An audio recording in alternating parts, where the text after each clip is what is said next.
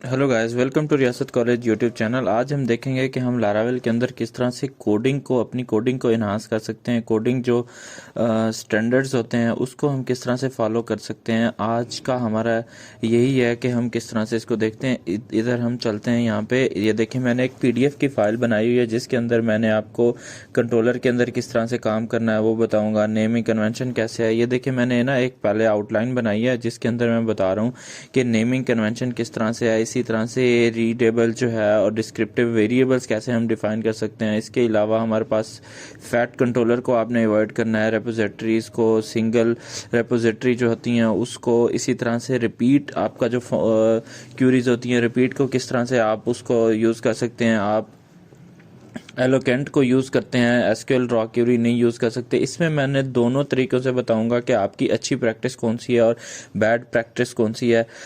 ये वीडियो आपकी बहुत ज़्यादा हेल्पफुल होने वाली है इस लिहाज से कि आपका इससे कोडिंग का जो स्टैंडर्ड है वो बहुत ही प्रो हो जाएगा। ओके, फर्स्ट ऑफ ऑल हमारे पास जो है ये सारी लिस्ट जो है ये तकरीबन 22 हैं I think so. PDF 22 pages हैं जिसके अंदर मैं ये आपको बताऊंगा और बहुत ही स्पीड में हम इसको कवर अप करेंगे। देखिए, नेमिंग कन्वेंशंस के अंदर आपने कंट्रोलर जो होता है वो सिंगुलर में बनाना होता है, ठीक है। उसका जो अच्छा नाम होता है वो आर्टिकल, जैसे मैं एग्जांपल दे रहा हूँ, एक आर्टिकल कंट्रोलर है। आप आर्टिकल्स कंट्रोलर, ये वाला बैड इंप्रेशन है। ये आर्टिकल्स एस नहीं यूज़ कर सकते प्लूरल, आप सिंगुलर यूज़ करेंगे। इसी तरह राउट के अंदर आप राउट के अंदर आर्टिकल्स/1 लिखेंगे, आर्टिकल नहीं लिखेंगे। ये बैड इंप्रेशन है। इसी तरह से आपने अपने स्टैंडर्ड को नेमिंग जो राउट होते हैं वो आपने अंडरस्कोर में ऐड करने होते हैं, ठीक है। इसके अंदर डॉट लगाना है और अंडरस्कोर लगाना है। जैसे यूजर्स है शो एक्टिव, तो इस तरह से डॉट करके आप इस तरह से यूज़ कर सकते हैं। इसी तरह से जो मॉडल होता है वो आपको पता ही होगा कि सिंगुलर होता है। आपने मॉडल यूज़र जो है वो यूज़र बनाना होता है, यूज़र्स नहीं बनाना होता, ठीक है। इसी तरह से हैज़ वन का जो बिलोंग्स टू का रिलेशंस होते हैं वो भी आपने सिंगुलर में और कैमल केस में यूज़ करने हैं। इसमें अंडरस्कोर भी नहीं आता और इसके अंदर एस भी नहीं यूज़ कर सकते। जैसे फॉर एग्जांपल आर्टिकल कमेंट है, आर्टिकल कमेंट्स नहीं कर सकते, आर्टिकल अंडरस्कोर कमेंट भी नहीं कर सकते। ये एक अच्छी अप्रोच नहीं है, ठीक है। अच्छी अप्रोच यही है कि आप कैमल केस में यूज करें और सिंगुलर में यूज करें। ऑल जी जो दूसरे रिलेशंस होते हैं उसके अंदर क्या होते हैं कि आप उसके अंदर एस यूज कर सकते हैं, आर्टिकल्स कमेंट्स यूज कर सकते हैं। जब आपके पास 1 to मैनी का रिलेशन होता है तो तब आप एस यूज कर सकते हैं। हैज वन के रिलेशन में और बिलोंग्स टू के रिलेशन में आप आर्टिकल्स कमेंट यूज करेंगे। ओके, इसके साथ है पिवट टेबल्स को किस तरह से आपने बनाना होता है। पिवट टेबल्स के अंदर जो नाम होता है फर्स्ट का और सेकंड का उसको मिला के आपने लिखना होता है। आपने इस तरह लिखना होता है, जैसे आर्टिकल और यूजर्स दो टेबल हैं तो आपने इसका पिवट टेबल बनाना है तो आपने लिखना है आर्टिकल यूजर्स।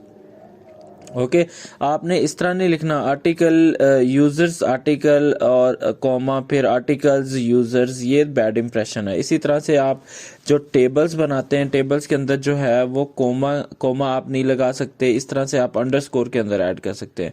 मॉडल की जो प्रॉपर्टीज होती हैं आप इस तरह से $साइन मॉडल क्रिएटेड एट यूज कर सकते हैं। इसके अंदर कैमल केस नहीं यूज कर सकते आप, ठीक है। और इसी तरह से फॉरिजन जो आईडी होती है वो भी आपने कैमल केस में नहीं यूज करनी और आर्टिकल आईडी लिखनी है, आर्टिकल्स आईडी नहीं लिखनी, या कुछ उस तरह से मिलता जुलता लिखना है। जिसका टेबल हो उस लिहाज से आपने आईडीज यहाँ पे फाइंड करनी है। जिस तरह से ये प्राइमरी की है तो आपने प्राइमरी की को कोई कस्टम आईडी नहीं ऐड कर देनी, जिससे क्या है कि नया आपके पास जो डेवलपर आ रहा है उसको पता ही नहीं चल रहा कि आपने क्या लिखना है।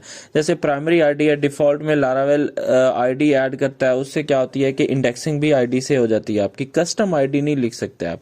माइग्रेशंस के अंदर आपने इस तरह से डेट के साथ और क्रिएट आर्टिकल टेबल्स माइग्रेशंस लिखनी है। इस तरह से नहीं लिखना कि आपने आर्टिकल्स लिख दें और उसको ऐड कर दें, तो क्रिएट जरूर लिखना है साथ में।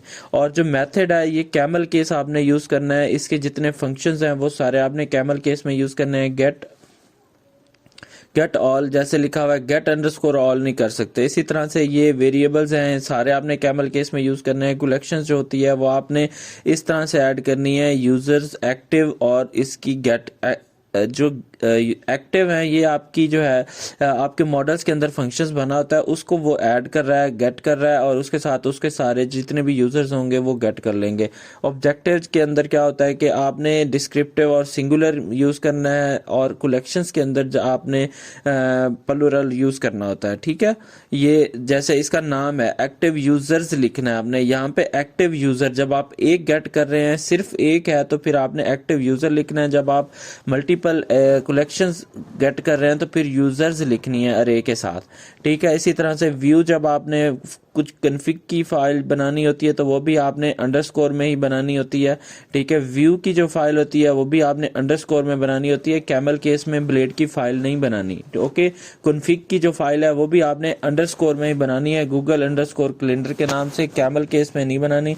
कोर के जितने कंसेप्ट हैं आपने वो सारे के सारे अंडरस्कोर के अंदर ऐड करनी है। जब आपने कोई वेरिएबल बनाना है तब आपने उसको कैमल केस में यूज करना है। ओके, और ट्रेट आपने अगर बनाना है, कोई नया ट्रेट है, जैसे कॉन्ट्रैक्ट बनाना है या इंटरफेसेस बनाना है, तो उसका अथेंटिकेबल बनाना है। अथेंटिकेशन इंटरफेसेस बनाने की जरूरत नहीं है। जैसे ट्रेट है तो उसके आगे नोटिफाइएबल आपने बस बनाना है, नोटिफाइएबल ट्रेट, उसका नाम ऐड करने की जरूरत नहीं है। ये एक अच्छी अप्रोच नहीं है। इसी तरह से आपने इसके अंदर आना है तो सेकंड हमारे पास है जी, आप नेम कैसे ऐड कर सकते हैं। जैसे आप फॉर एग्जांपल हम क्या करते हैं, यूजर नेम होता है, नेम को क्या करते हैं हम यूजर और नेम, उसका हम क्या करते हैं शॉर्ट नेम यूज करते हैं डिक्लेयर करने के लिए वेरिएबल, और उसका जो हमारे पास टोटल काउंट होता है वो हम इस तरह से लिखते हैं TIC काउंट। तो ये एक अच्छी अप्रोच नहीं है। आपने पूरा नाम लिखना है, यूजर नेम और टोटल।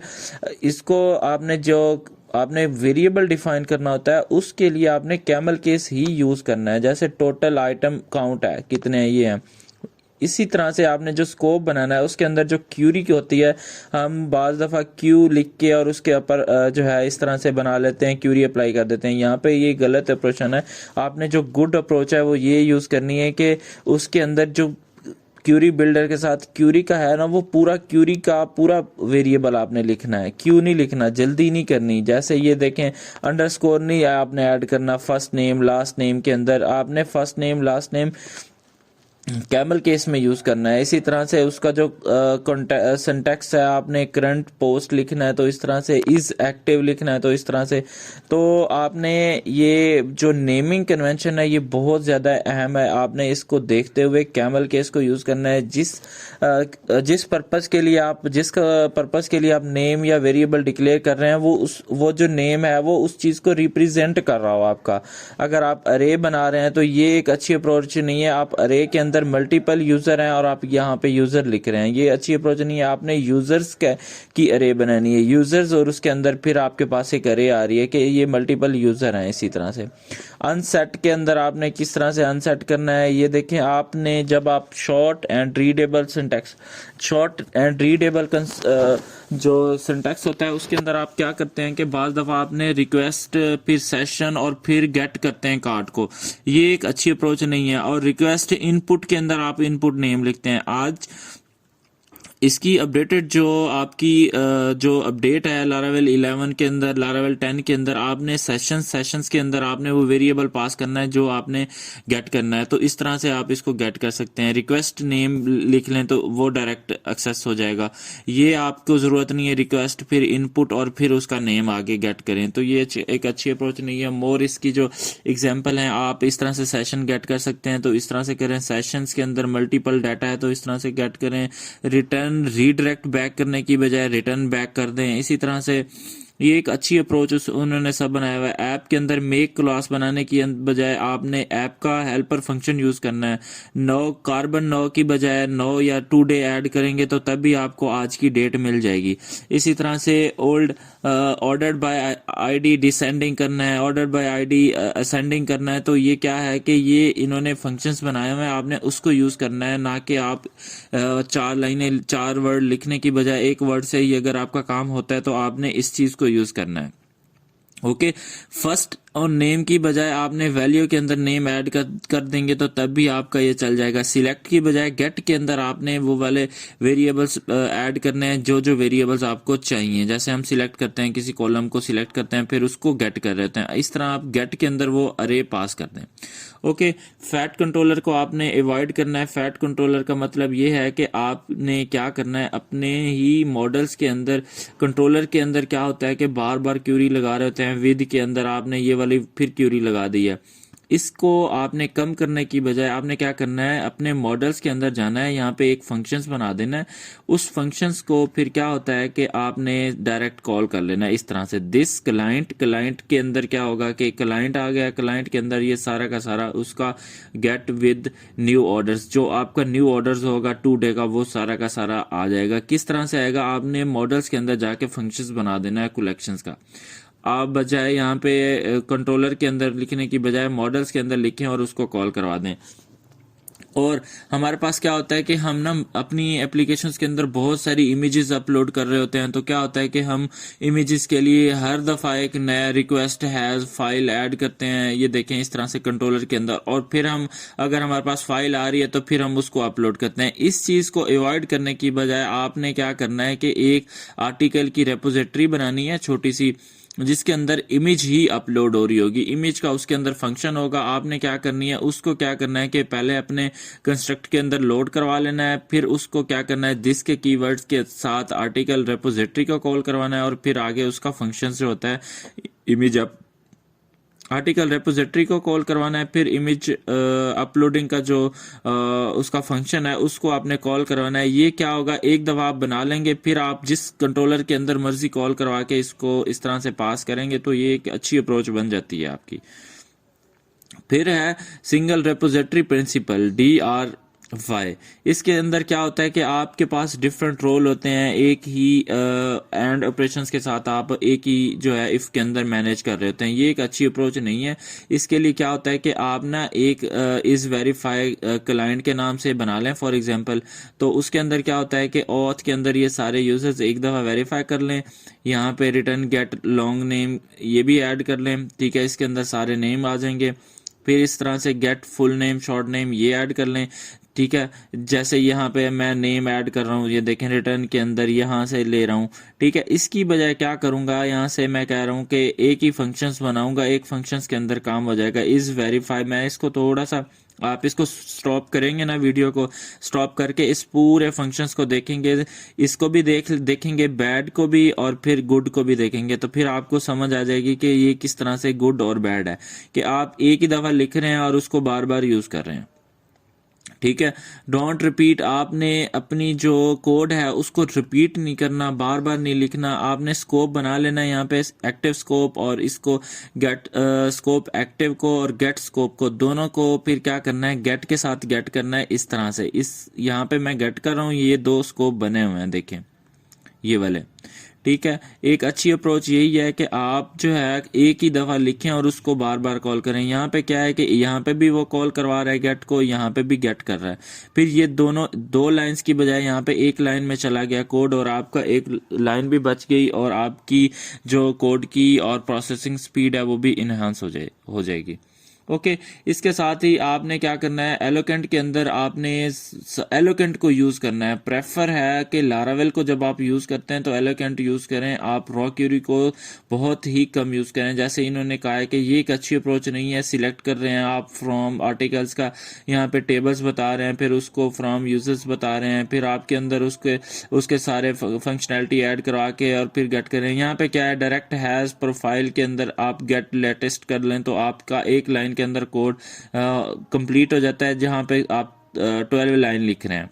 ओके, इससे बेहतर यही है कि आप इस तरह से ऐड करें। फिर हमारे पास एक अच्छी अप्रोच ये है कि आपने प्रोडक्ट्स की कलेक्शंस के अंदर ऐड करना है। इस तरह से डायरेक्ट अरे नहीं ऐड करनी, कलेक्शंस के अंदर अरे ऐड करनी है। फिर हम क्या करते हैं, इसके ऊपर इज एम्प्टी का फंक्शंस भी अप्लाई कर सकते हैं कि ये एम्प्टी तो नहीं है, ठीक है। और इस तरह से मिस असाइनमेंट्स जो होती हैं वो क्या होती हैं कि आपने क्या करना है कि हर दफ़ा इसका न्यू जो है वो बना लेते हैं, इंस्टेंस बनाते हैं, और इसके अंदर क्या करते हैं आप फिर अरे बनाते हैं, रिक्वेस्ट से जो आ रही है डाटा वो, और हमारा जो इंस्टेंस बना है उसका आर्टिकल टाइटल और फिर रिक्वेस्ट टाइटल। इस तरह से आप ऐड करने की बजाय आप डायरेक्ट क्या करें, क्रिएट आर्टिकल, आर्टिकल्स को कॉल करें और क्रिएट के अंदर रिक्वेस्ट वैलिडेट का जो फंक्शन है इसके अंदर क्या होती है कि आपको वही वाली अरे मिलती है जो आपके वैलिडेट वाले जो है वेरिएबल्स होते हैं वो क्या करते हैं, आपको क्रिएट कर देते हैं। इस तरह से ये एक अच्छी अप्रोच है कि आप एक लाइन में लिखने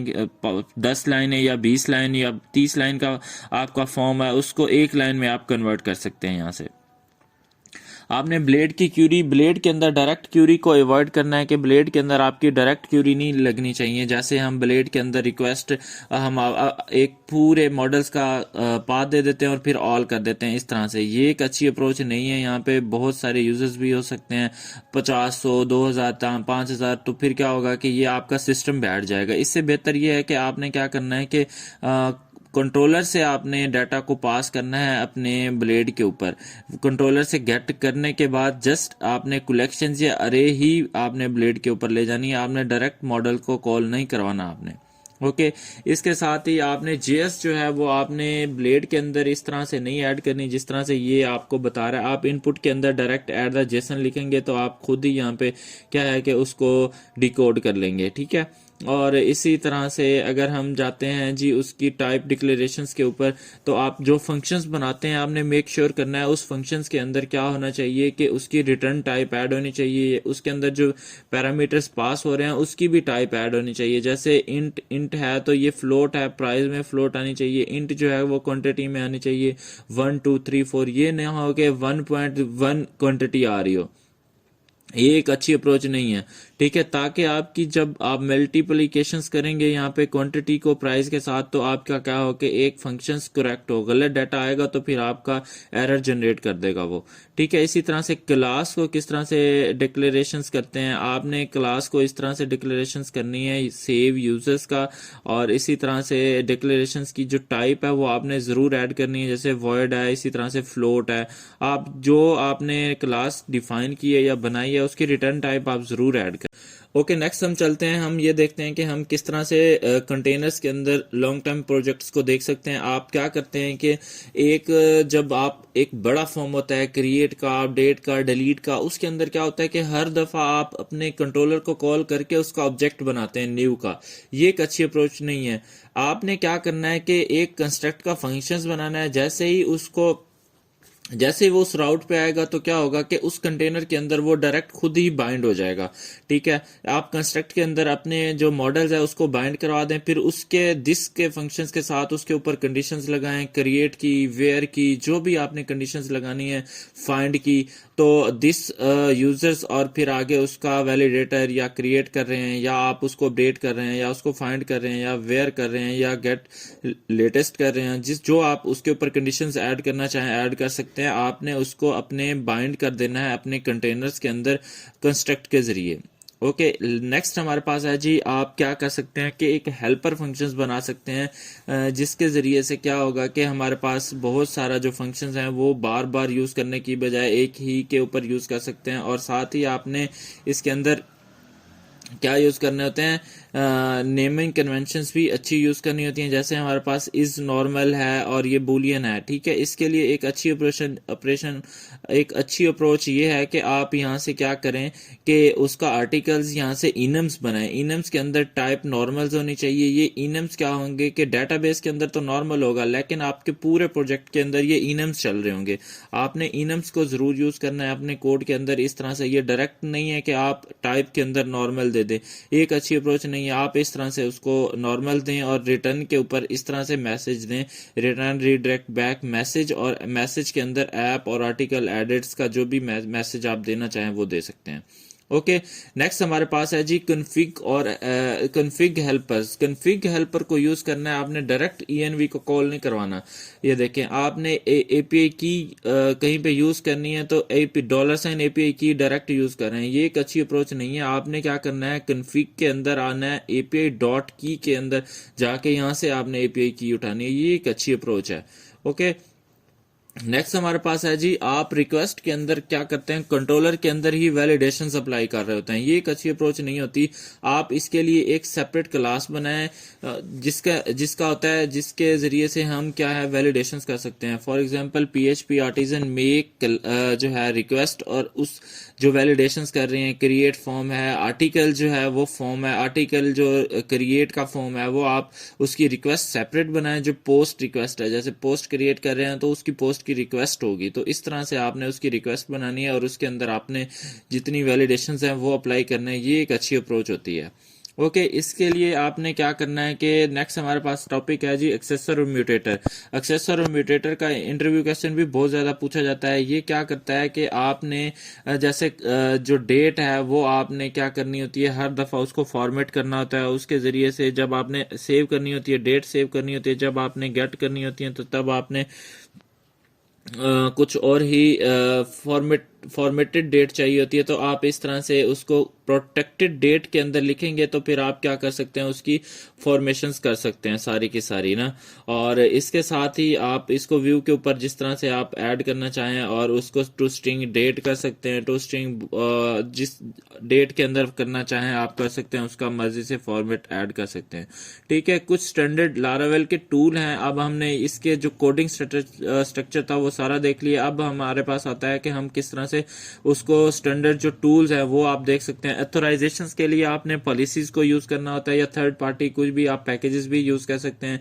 इसी तरह से आप जो एसेट्स हैं उसके लिए लारावेल मिक्स या वीट यूज कर सकते हैं, और इसी तरह से थर्ड पार्टी कोई भी पैकेजेस यूज कर सकते हैं।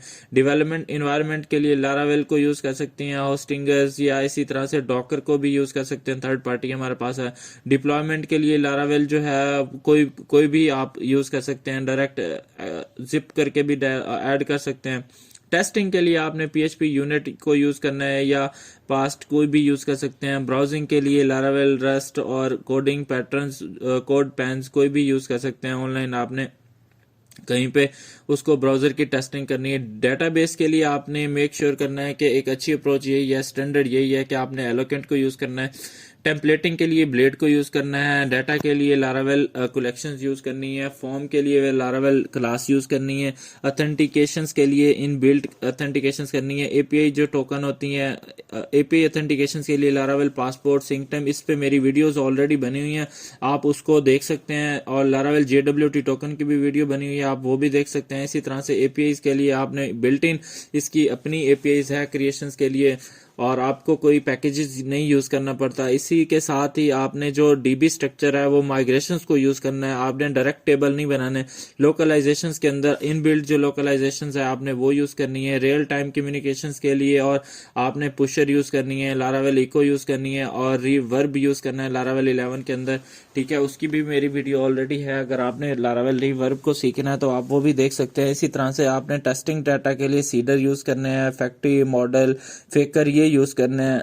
इसके साथ ही आपने टास्क के लिए आपने लारावेल टास्कर को यूज करना है, और थर्ड पार्टी कोई भी पैकेजेस जीरा या इस तरह से कुछ भी यूज कर सकते हैं। डेटाबेस जो है आपने MySQL, पोस्टग्रेस, SQLite और सर्वर साइड जो भी SQL सर्वर है वो, और अगर आपके पास ये नहीं है तो देन आप MongoDB भी लारावेल के अंदर यूज कर सकते हैं। अदर जो गुड प्रैक्टिस वो यही है कि आप कोई भी लॉजिक जो है अपने राउट्स के अंदर ऐड ना करें। इसी तरह से आपने मिडलवेयर जरूर अप्लाई करें। इसके साथ लारावेल का जो कोड स्ट्रक्चर है वो उसको कंप्लीट देखें। और अगर आपको ये वीडियो अच्छी लग रही है तो चैनल को सब्सक्राइब कर दें, वीडियो को लाइक कर दें और मजीद फ्रेंड के साथ शेयर करें। इसके साथ ही अगर आपको कोई सजेशंस वीडियो बनवानी है किसी टॉपिक के ऊपर, आप वो भी कमेंट सेक्शन में पूछ सकते हैं। Thank you so much.